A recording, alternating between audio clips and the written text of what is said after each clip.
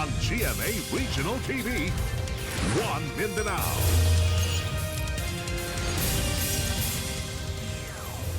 Aniya na ang mga dagkong balita karong adlaw sa One Mindanao. Motor bangka nga dunay 15 kasakay gikan Davao City padulong Davao Oriental na missing. Usa sa mga sakay niini na rescue sa Philippine Coast Guard sa kadagatan sa Davao Occidental. 50 ka mga pasahero gi-rescue human mitik yaob ang gisakyang bangka sa Simunul, Tawi-Tawi gumikan sa dagkong balud. Samtang kapin gatos ka mga pasahero gi-rescue human madautan og makina ang gisakyang lansa sa kadagatan sa Taganak, Tawi-Tawi. Traffic enforcer patay human mi bangga ang gimanehong motor sa kasugat nga kotse sa Upol, Misamis Oriental. Cogon Market sa Cagayan de Oro City namingaw sukad na baniog ang pagkamatay sa usa ka vendor tungod matod pa sa leptospirosis. LGU giimbestigahan pa ang maong kaso. TV ang GMA Regional TV, One Mindanao. Mayong hapon, Mindanao. Ako si Sara Hilomen Velasco. Usa ka motor bangka nga dunay 15 kasakay gikan Davao City ug padulong sa Davao Oriental ang namising. Hinuon usa sa mga sakay na rescue na sa Davao Occidental. Ani report. Mag-alas 11 sa buntag adlaw Martes na, dihang na-rescue ang usa sa 15 ka mga sakay sa motor bangka Amehara nga gikatahong missing human giingong naglawig gikan sa Santa Ana Wharf sa Davao City ni adtong Sabado. Mao kini ang usa sa upat ka crew members nga sakay sa maong bangka. Lakip sab sa sakay sa bangka ang 11 kalaing mga pasahero. Padulong unta sa Governor Generoso sa Davao Oriental ang maong bangka ug gilaumang miabot na adlong Lunes apan na missing. Base sa report sa Coast Guard Station Davao Occidental, ulahing nakitaan ang bangka sa Sarangani, Davao Occidental alas 3 sa hapon adlong Lunes. Busa gilay nagpahigayon ng Philippine Coast Guard ug ubang ahensya ug aerial and surface search operation sa lugar. Nakita po siya within the waters of the Sarangani Island. So ito po nakita sa isang suko ng motor bangka na Amihara po. Luya matud pa kini ug gilayong giatiman ug gihatagan og medikal nga atensyon. Ginasulayan pa kining makuhaan og pahayag. Sumala sa Philippine Coast Guard, ginalantaw nila ang pipila ka posibilidad kung nganong napadulong sa Davao Occidental ang na-rescue nga pasahero. Unang-una yung wind and current, yung and sea current po. So isa po sa nakikita po natin factors na kung bakit medyo bumaba po yung area na na-locate po natin itong isang crew na nakita po natin kanina. So as of the moment, Ms. Sarah, we are also focusing sa area ng Davao Gulf, Davao Oriental, pababa po ng Sarangani area. So we also consider yung sea, wind, and current po na meron po tayo ngayon sa search area po natin. Sa pakighinabi sa GMA Regional TV 1 Mindanao sa ubang dunay bangka sa Santa Ana Wharf nga panagsalang nilang makitaan ang maong motor bangka sa maong pantalan. Diya ra po to sila, may kabalo na mo, larga dito sila. Diya to sila sa Peruan, sir. Peruan. Man, sa Samal to sila mag-standby, sir. Manherang sila diri magkuhan. Naikulan sa bangka na. Padayon ang pagpangita sa otoridad sa 14 pa kasakay sa maong motor bangka, lakip ang mismong motor bangka. Sa karon, prioridad matud pa sa Coast Guard ang pagpangita sa mga pasahero, una sugdan ang investigasyon sa insidente. Gisulayan sa GMA Regional TV 1 Mindanao nga makuhaan og pahayag ang pamilya sa mga sakay apan nagdumili una kini. Kauban si Jojo Solarte ug Bebot Kahes, Sara Hilomen Velasco. 1 Mindanao. Atong sayro ng dugang pang mga balita sa Mindanao, makauban nato si Efren Mamak live sa General Santos City. Efren. Salamat, Sara. 50 ka mga pasahero ang girescue sa kadagatan sa Simunul, Tawi-Tawi. Human mitik yaob ang gisakyang bangka gumikan sa dagkong balod. Samtang laing gatosan sab ka mga pasahero ang girescue. Human nga pipila ka adlaw nga natanggong sa kadagatan sa Taganak sa maong probinsya. Human madautan og makina ang ilang gisakyang lancha. Ani ang detalye.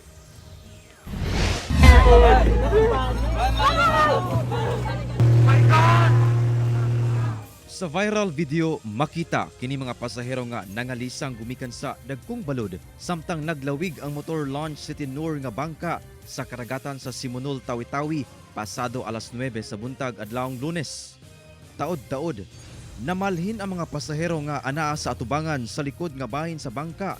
Human nabuslot ang unahang bahin ni ini. Paghampas niya sa alon, yung unahan ng bangka nabutas kasi ang lakas ng hampas. Doon na nangyari yung insidente. Taod-taod makita na nga ang ubang pasahero ana-ana nga naglutaw sa tubig samtang naggunit sa nanglutaw nga mga parcel ug galon. Ang uban mihawid sa maong bangka nga nakulob. Yung life vest hindi namin nakuha kasi nasa loob talaga ng bangka. Nabiglaan man yung nalubog yung lansa. Kaya hindi na nakuha yung life vest. Life buoy na lang. Matud ni Teacher Muhammad Hussain, usa sa mga survivor. Una pa mitikyaob ang bangka, nakapadala pa siya og message sa iyang higala. Yung last chat ko, sabi ko, help, tumulubog na yung bangka namin. Yun na. Tapos yung cellphone ko, tinago ko na. Nung na-rescue kami, may nakakita mga 10:53 na mga 1 hour plus kami na-rescue bago ma-rescue. Nag-abot-abot na sab ang rescuer gikan sa Philippine Coast Guard Tawi-Tawi, uban ang Philippine Navy, Marines, PNP ug LGU. Hinoon luwas ang tanang mga pasahero. Nahirapan silang mag-navigate sa laki ng alon at saka yun na nga, lumubog na sila. Based on the record ng CDRMO, meron silang 50 crew. Samtang sa karagatan sa Taganak, Tawi-Tawi. Girescue sab sa mga personahe sa Philippine Navy ang anaa sa 30 ka mga pasahero sa ML Nordia human matanggong sa tunga sa laod adlawng Biyernes. Ang laing 78 ka mga pasahero, lakip kining 6 ka bulan nga baby boy ang unang girescue sa mga personahe sa Philippine Coast Guard. Nasayran nga mag-unom ka adlaw na kining natanggong sa laod nga gikan sa Zamboanga City. Nadautan matud pa kini og makina gumikan sa dagkong balod. Although lumulutang siya, sir, pero hindi na talaga siya umaandar. Tsaka wala din namang butas. Although ginawa ng paraan ng mga tripulante ng bangka, pero umabot din ng mga more than 1 day, wala talaga nangyari. Gumikan sa insidente, padayon ang hugot nga monitoring karon sa Philippine Coast Guard alang sa kaluwasan sa mga nagabiyahe sa dagat. Labas tayo ng notice to mariners kung saan pinag-iingat natin ang lahat ng ating mga pasahero at mahigpit na nagbilin din tayo sa ating mga substation commanders ng pre-departure inspection sa lahat ng mga vessels na lalabas at kung saan hindi sila pwedeng lumagpas sa kanilang minimum capacity. Kauban si Bong Vicencio, Efren Mamak. 1 Mindanao. Traffic enforcer sa Upol, Misamis Oriental nga residente sa Cagayan de Oro City patay human nabangga ang iyang gimanehong motor sa kasugat nga kotse. Laing 5 ka mga nakaparadang motor duol sa nahitabuan na damay sa hitabo. Nakaalerto si Cyril Chavez. Dead on arrival sa ospital ang 46 anyos nga lalaking traffic enforcer sa Upol, Misamis Oriental. Human mibangga iyang gimanehong motor sa kasugat diini nga kotse sa Zone 6 Barangay Bara, Upol, Misamis Oriental. Base sa investigasyon sa PNP, pasado alauna sa kadlawon adlawng Domingo, nahitabo ang aksidente. Padulong, Cagayan de Oro City ang biktima. Sakay sa iyang motor diyang sa iyang pag-overtake ni sungag kini sa usa ka kotse nga gimaneho sa 33 anyos nga lalaki. Tungod sa impact, nalagpot ang biktima ug wala na maitsura ang motor ni ini. Nawad-an sab og kontrol ang driver sa kotse. Rason nga napadulong kini sa usa ka parking lot. Which is pag kuan pud niya kay nawad-an man siya control, naiya pud tong nabanggaan ang mga 5 ka motorcycle nga nakapark didto nga area. Temporaryong gikustodiya sa PNP ang driver sa kotse. Apan adlawng Lunes, gibuhian na kini sa PNP. Human nga aduna nay panagsabot tali 2 ka grupo, lakip mga tag-iya sa mga motor nga nadamay sa hitabo. Base sab sa impormasyon sa PNP, gihikay na sa banay sa biktima ang pagpahiluna sa patayng lawas ni ini. Una-unaon ginato ang ato yung i-priority ang safety first ginato no. Kanang atong speed, tapos ang palibot, ato yung pagbantayan sir no before pa mag-overtake, ato yung i-clear daan ang ato ang kaniang dalan. Cyril Chavez, 1 Mindanao. Usa ka mamaligyaayong isda sa Cogon Market sa Cagayan de Oro City ang namatay tungod sa leptospirosis. Maong sakit gingong nakuha sulod sa fish section sa merkado. Tungod niini, giimbestiga na sa LGU ang mong kaso aron masiguro ang kaluwasan sa mga konsumante. Ano ang report ni Cyril Chavez? Gihaya na sa ilang panimalay ang fish vendor sa Cogon Market sa Cagayan de Oro City nga si Mercedes Wabi Dragon, 54 anyos, human namatay niadtong Enero 14 ning tuiga tungod sa komplikasyon sa lawas hatod sa leptospirosis. Nakahinabi sa GMA Regional TV 1 Mindanao ang iyang bana nga wala na miatubang sa kamera. Iyang gisaysay nga December 23 sa milabayng tuig nagsugod nga makabati og paglain sa iyang panlawas si Mercedes. Rason nga na-admit kini hantod nga mipanaw. Migawas nga komplikasyon sa sakit nga leptospirosis ang gikamatay ni Mercedes. Gani una pa naigo sa mong sakit ang iyang asawa. Unang naigo na ang ilang 24 anyos nga trabahante apan naka-recover kini. Among panghitabo, nakaabot gilayon sa buhatan sa City Economic Enterprises and Business Development Administration, konsepda sa Cagayan de Oro City LGU, kinsa mo'y gadumala sa mga merkado. Matud pa, ilang gikasubo ang nahitabo kang Mercedes ug ilang gilayong gisugdan ang investigasyon sa aligasyong nakuha ang sakit gikan sa fish section sa Cogon Market. Bisan pag isolated case ni siya, dili lang gyapon ta magkumpiyansa tungod kay health concern siya.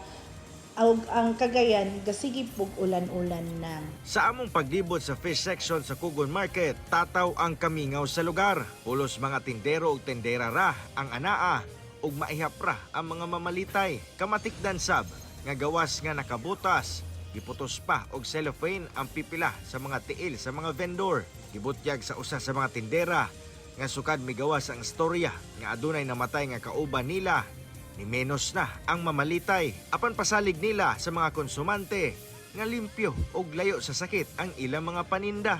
Pero ang among merkado, isip nga kami mga tindira, mga tag-iya sa stall holder, kuan gyud among gipaningkamutan nga limpyo gyud among merkado para nga daghan pa gyud nga mosulod nga mga mamalitay dinhi. Gusto nako ang iyon nako ang atong publiko na magkalma lang ta kay nag-reach out po sa City Health ug ang City Health na naay insaktong authority or jurisdiction to do this matter is directly handling na this case. Kauban si Jaybert Paira, Cyril Chavez. 1 Mindanao TV ang GMA Regional TV. 1 Mindanao. Mibakwit ang pipila ka mga residente sa Calamansig, Sultan Kudarat human nabati ang magnitude 5.2 nga linog kaganinang kadlawon. Klase og trabaho ang gisuspenso gilayon sa LGU aron masuta ang danyos nga hatod sa linog. Ani ang dugang detalye. Asa magikan? Nang hawa gikan sa ilang panimalay kining pipila ka mga residente nga namuyo daplin sa dagat sa barangay Santa Clara, Calamansig, Sultan Kudarat human mitay og ang magnitude 5.2 nga linog mag alas 3 kaganinang kadlawon. Ang epicenter is Calamansig, Sultan Kudarat. So yung depth niya, kung lalim niya is mababaw lang siya, is 2 kilometers lang. Yung origin niya naman is tectonic at yung magnitude niya is 5.2. Oo, nagawa sa sila dito. Dito, gikan sa baybay. Ang mismong uploader, gipangkarga na sa sakyanan ang mga gamit sa balay ni ini aron mamakwit sa mas taas nga lugar. Human na matikdan kuno ang pag-ubos sa tubig sa baybay sa mong lugar nga basig mag-tsunami na. Apan matud sa lokal nga panggamhanan sa Calamansig, nagpabiling normal pagyapon ang level sa tubig dagat. So we have a history of tsunami before, so we closely monitor kung merong pagbabago sa behavior ng dagat. Hindi siya magti-trigger na mababa yung tubig siguro sir. It's kasi 5.2 lang. Kasi nga pag tsunami, at least yung magnitude mo is 6.5 and above. At saka intensity. Sabihin natin mga intensity, 6 na yung intensity. No? Kahit nasa dagat yung epicenter natin. Wala say danyos nga natala. So far, wala namang malaking damage no, sa mga buildings, government, and school. No power interruption, no casualty reported as of this time. Hinuon alang sa kasiguraduhan, temporaryong gisuspende sa Provincial Government of Sultan Kudarat ang tanang klase og trabaho, mapapubliko man o pribado, alang sa gipahigayong rapid damage assessment alang sa kaluwasan sa tanan. Atol sa maong linog, nabatisab ang intensity 3 niini sa General Santos City, Sarangani ug ubang lugar sa South Cotabato. Kauban si Bong Vicencio, Efren Mamak, 1 Mindanao. Gipagawas na sa lokal nga panggamhanan sa Davao ang implementing rules and regulations sa No to Single-Use Plastic Ordinance. Sa nakuhang impormasyon sa GMA Superradyo Davao, sumalan ni Attorney Mark Peñalver, ang Executive Director sa environmentalist group nga Interfacing Development Interventions for Sustainability kon IDIS Davao, ang maong ordinansa o sa karegulasyon lang sa paggamit sa mga single-use plastic ug dili ang hingpit nga pagbawal niini. Ilawom sa ordinansa ang mga mobaligya o mogamit og single-use plastic sama sa mga establisimento o mga aktibidad kinahanglang magkuha og permit sa lokal nga panggamhanan. Apan una makakuha og permit kinahanglang pamatud-an sa tag-iya o organizer nga walay alternatibong pamaagi gawas sa paggamit sa single-use plastic. Tuig 2021 na pasa ang ordinance, di nakalatid sab nga ang mga mapamatud-ang malapason posibleng masilutan og multa nga 5,000 pesos o pagkapriso og hangtod 6 ka bulan. Dugang ni Peñalver, mapasalamaton sila nga migawas na ang IRR alang sa hingpit nga pagpatuman aron maminusan ang mga basura sa syudad ug karon kinahanglang pakusgan ang pag-edukar sa katawhan sa bag-ong polisiya. Hinuon-una pa man ang implementasyon, daghan na sa mga establisimento sa syudad ang nagatuman niini og menos ang ginagamit nga mga plastic, inay mo gamit og mga alternatibong pamaagi.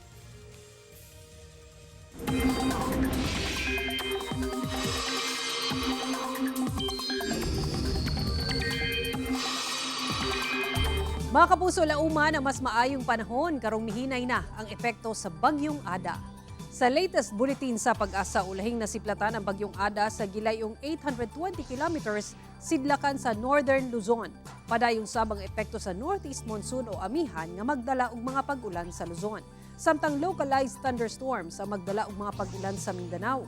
Base sa datos sa Metro Weather, posible ang panalagsang pag-ulan sa dakong bahin sa Davao Region. Kung dunay mga kusog nga pag-ulan, mahimong alerto sa posibleng pagbaha o landslide. Usap patay samtang 11 ang swerteng naluwas human maunlod ang usa ka pambot sa karagatan sa Surigao City diyang gihapak o mga dagkong balod. Philippine Coast Guard nagpahimangno sa mga mananagat nga batasanong mosunod sa mga pulisiya nga ginapatuman aron malikay sa disgrasya. Ano ang report ni Cyril Chavez? Adlawng Domingo, pasado las 8 sa buntag, nakadawat og impormasyon ang Philippine Coast Guard Surigao Station sa aksidente nga nahitabo sa kadagatan sa Surigao City. Sa ilang pagresponde, ilang nasuta ang natuwang nga pump boat tunga sa kadagatan nga adunay 12 ka individual nga sakay. Daling na rescue ang 11 ka mga sakay lakip boat operator. Apan na missing ang usa. Sa search and rescue nga gilusad sa PCG uban ang CDRRMO sa Surigao City og mga residente ngadto sa kadagatan banda alas 9 sa buntag.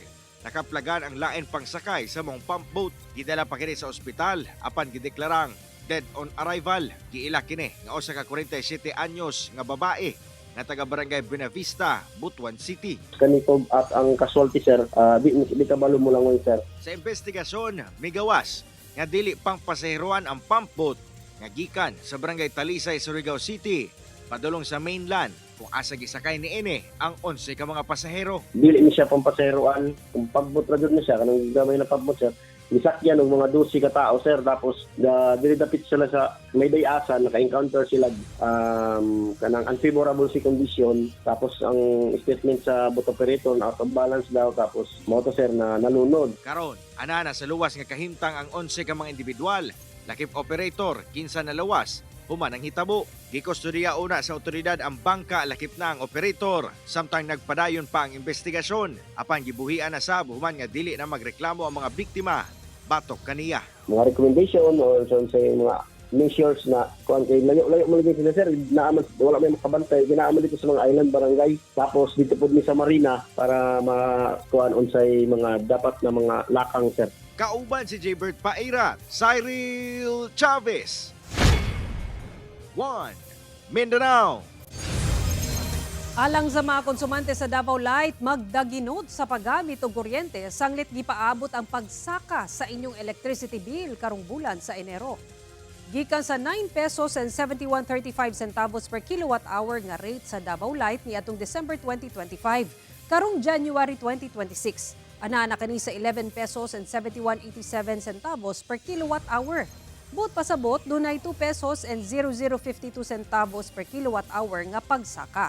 Rason mato pa niini ang mas mahal nga power supply prices gikan sa wholesale electricity spot market nga resulta sa pipila ka power plant outages sa mga milabay nga bulan. Nakakontribute sab sa pagsaka ang pagpatuman sa bag-ong government charge, partikular ang Green Energy Auction Allowance ubos sa Energy Regulatory Commission. Mabati ang pagsaka sa rate sa bills nga madawat gikan January 11 hangtod February 10 karong tuiga. Anaa sa 44 million pesos nga kantidad sa smuggled nga sigarilyo ang nasakmit sa Naval Forces Eastern Mindanao human naharang ang bangka nga gikargahan niini sa Davao de Oro. Sumala sa NFM nga samtang nagapahigayon og routine maritime patrol niadtong Huwebes sa gabi, na monitor nila ang gisuspetsahang motorboat pinaagi sa mini typhoon MGS camera nga naa sa gilayong 3 nautical miles northwest sa Pantukan, Davao de Oro. Dihang na-intercept, nailhan nga kini usa ka MB Kaysar nga dunay sakay nga 13 ka Filipino crew. Karga niini ang 1,118 boxes sa sigarilyo apan walay napakitang tukmang mga dokumento. Nasayran sab nga gikan kini sa Hulos-Sulu. Nakatakda matud pa kining ibalhin sa mga gagmay nga bangka aron ipang-apod-apod sa nagkadayang munisipyo. Gidala sa Kampanakan Station Hospital ang mga crew sa bangka alang sa medical check-up. Mag-atubang sila og kasong paglapas sa Customs Modernization and Tariff Act of 2016 in relation to amended rules and regulations governing the exportation and importation of leaf, tobacco, and tobacco products. Wala na sila mihatag og pahayag. Gi-turn over na ang mga undocumented nga sigarilyo sa Bureau of Internal Revenue. Dakpan ang duha ka mga lalaki human na bisto sa kapulisan ang gitaguang smuggled nga sigarilyo sa ilang truck nga mobalor sa halos 1 million pesos sa maasim Sarangani. Buabot sa 1,091 karim sa smuggled nga sigarilyo ang nadiskubrihan sa kapulisan human gibuklat ang kadudahang metallic nga flooring sa usa ka elf truck atol sa checkpoint operation sa Sitio Segil, Barangay Tinoto, Maasim, Sarangani, banda o pasado alas 4 sa hapon adlaw Miyerkules. Ang maong kontrabando mo kantidad sa kapin 933,000 pesos. Matod sa Sarangani Police Provincial Office, giling gidakop ang 41 anyos nga lalaking driver nga taga Zamboanga City. Lakip na ang 19 anyos nga lalaking pahinante niini nga taga Zamboanga Sibugay tungod wala kini mapakitang igong dokumento. Gi-turn over na sa Bureau of Customs ang mga nasakmit nga smuggled nga sigarilyo samtang posibleng mag-atubang og kasong may kalapasan sa RA 10863 kan Customs Modernization and Tariff Act ang mga dinakpan. Ginakuhaan pa kini og pahayag. Sobra 4 million pesos nga kantidad sa illegal nga drogang shabu na sakmit sa kapulisan sa Northern Mindanao sa upat ka naglahing operasyon sa Lanao del Norte ug Misamis Oriental. Upat ka mga sospek dakpan sa operasyon. Ani ang report ni Cyril Chavez. Pinaagi sa search warrant, dakpan ang 33 anyos nga si alias Dani. Human kini makuha ng mga pakete sa gituang shabu sa panimalay ni Ene sa Kakay Renabor, Tubod, Lanao del Norte, adlong Martes. Ang suspect target sa search warrant human nga makuha ng impormasyon nga padayong nalambigit sa illegal nga droga human makagawa sa prisuhan. Nakuha kaniya ang 350 grams sa shabu nga mobalor sa 2.3 million pesos. Lakip sab sa nakuha ang caliber .45 nga pistola, lakip bala. Dili na kana ikatingala nga ang usa ka high value individual aduna poy armas nga gidaladala. No, this is not new when it comes to our search warrant implementation. But ako nga butang ang kaning pag-amping gayud no sa ato ang mga operatiba on the ground. Sa laing operasyon, adlong Miyerkules sa Iligan City, dakpan ang high-value individual nga si alias Jamon, 47 anyos, residente sa Barangay Santiago sa nasangpit nga syudad. Positibong napalitan og shabu ang suspect. Diyang girikisa, nakuhaan kini og kapin kung kulang 60 gramos sa shabu o 408,000 pesos nga kantidad. Adlong Miyerkules gyapon, sa pagpanguna sa City Drug Enforcement Unit, dakpan sa Iligan Police ang 22 anyos nga si alias Pani, residente sa Barangay Saray sa nasangpit nga syudad. Positibong napalitan og shabu ang suspect og nakuhaan pa og shabu nga mobalor sa 50 grams o 340,000 pesos, lakip 300 pesos mark money. Samtang dakpan sa gimong operasyon sa Taguluan Police ang 43 anyos nga si alias Loloy, kinsa top 5 PDEA PNP municipal level og high value individual sa panimalay ni Ene sa Barangay Sugbong Kugon, Taguluan, Misamis Oriental. Nakuhaan ang suspect og droga nga mobalor sa 170 grams o 1.1 million pesos nga kantidad laki 500 pesos smart money. Finally, no, kining upat ka mga high value individual nga ato ang naaresto, dako kini nga butang nga ato ang maputol ang kaning ilahang pagsupply og droga sa ato ang kadalanan. Kauban si Jaybert Pairat, Cyril Chavez. 1 Mindanao. TV ang GMA Regional TV. 1 Mindanao. Laing 20 ka mga mag-uuma sa El Salvador City ang nakadawat og libreng baka gikan sa LGU aron dunay magamit sa ilang pagpanguma. Ang detalye sa report ni James Paulo Yap. Laing 20 ka mga mag-uuma og tabako sa El Salvador City ang nakadawat og libreng baka gikan sa LGU. Ang maong mga baka magamit sa ilang pag-uma. Sumala sa City Agriculture Office na aduna sila kasabutan sa mga mag-uuma nga nakadawat sa maong baka. Hatagan o mga yearling kanang mga dumalaga nga baka ang mga tobacco farmers. Pag manganak ang baka, kwaon na mo ang anak nga babayi, ihatag na mo sa farmer ang inahan.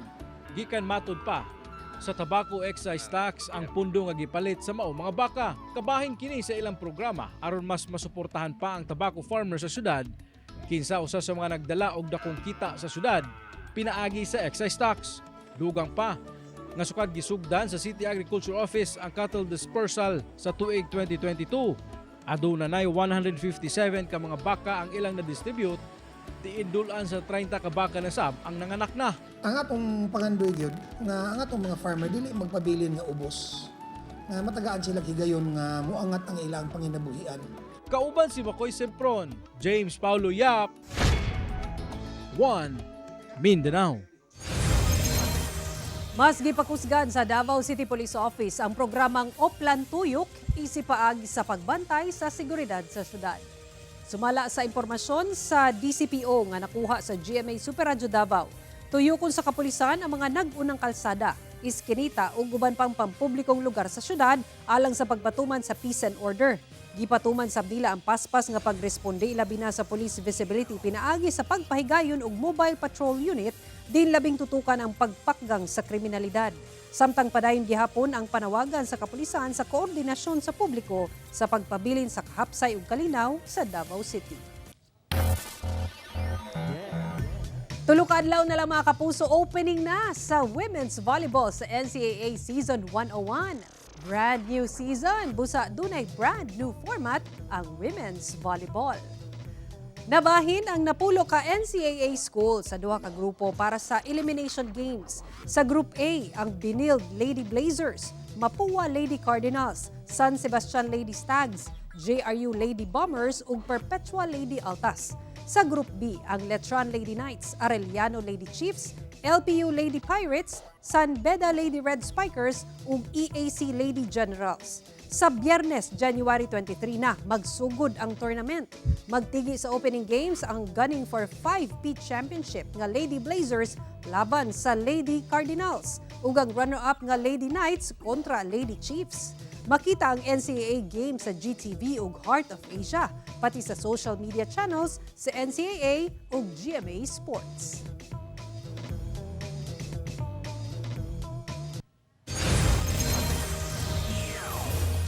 Mao kato ang mga ulahing balita sa Mindanao karong adlaw.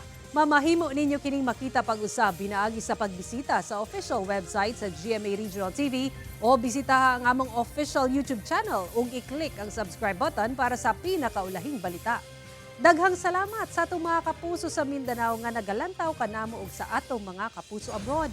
Padayon lang sa pagtutok sa mga lokal nga balita matag adlaw tungod sa GMA Regional TV, Local News Matters. Kami ang GMA Regional TV 1 Mindanao, tibok persa para sa mas dakong misyon ug mas halapad nga pagserbisyo sa nasod.